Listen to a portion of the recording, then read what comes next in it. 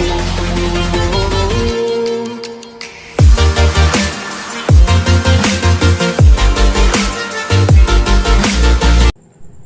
warahmatullahi wabarakatuh. Perkenalkan, nama saya Andre Kusoy. Kami dari Fakultas Ekonomi jurusan Manajemen. Di sini kami akan menjelaskan tentang studi kelayakan bisnis Kelabuku yang ada di Kota Palu. Nah, teman saya akan menjelaskan apa saja aspek-aspek studi kelayakan bisnis dari usaha Kelabuku ini.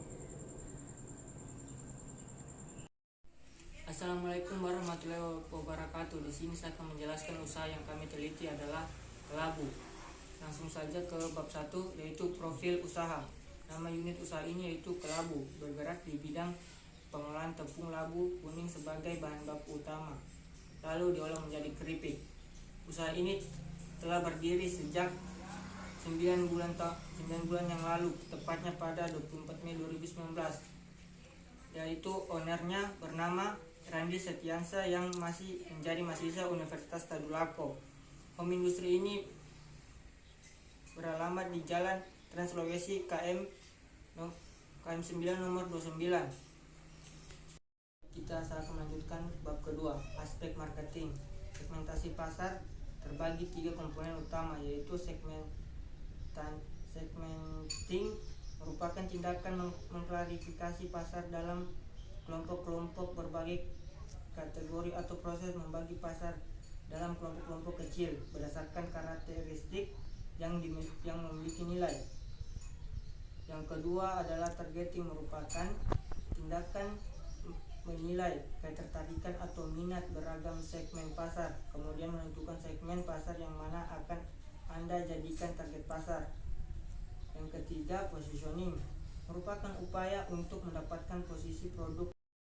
Aspek pasar, yaitu produk Kelabu lebih memilih kualitas karena produk ini memiliki banyak varian rasa, lebih banyak sehingga kualitas nomor 1, dan bahannya memiliki zat-zat yang bagus untuk kesehatan sehingga konsumen menarik melihat produk ini. Yang kedua yaitu price, harga yang ditawarkan produk Kelabu cukup terjangkau untuk kalangan menengah ke bawah maupun ke atas, dan masyarakat lebih tertarik. Yang ketiga adalah promosi yang digunakan oleh Kelabu meliputi media online maupun offline. Dalam hal ini, promosi sangatlah mempengaruhi peminat pelanggan, maka dari usaha ini memaksimalkan promosi melalui media online maupun offline.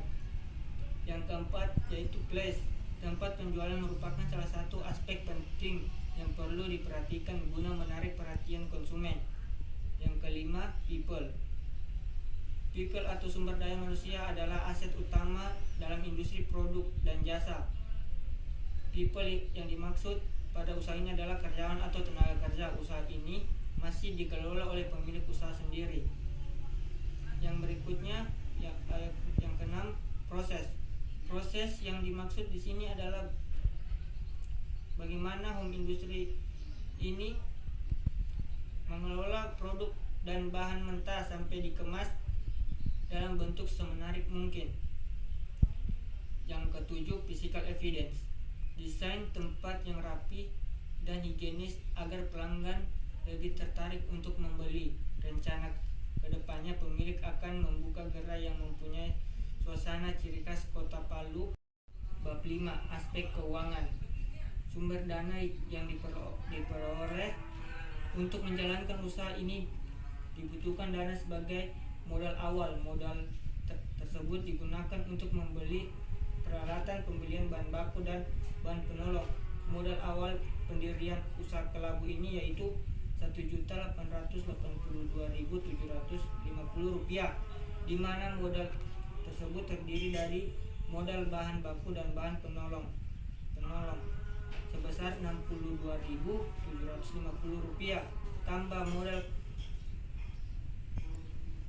peralatan produksi sebesar Rp1.350.000, tambah biaya kemasan Rp360.000, tambah biaya transportasi Rp110.000.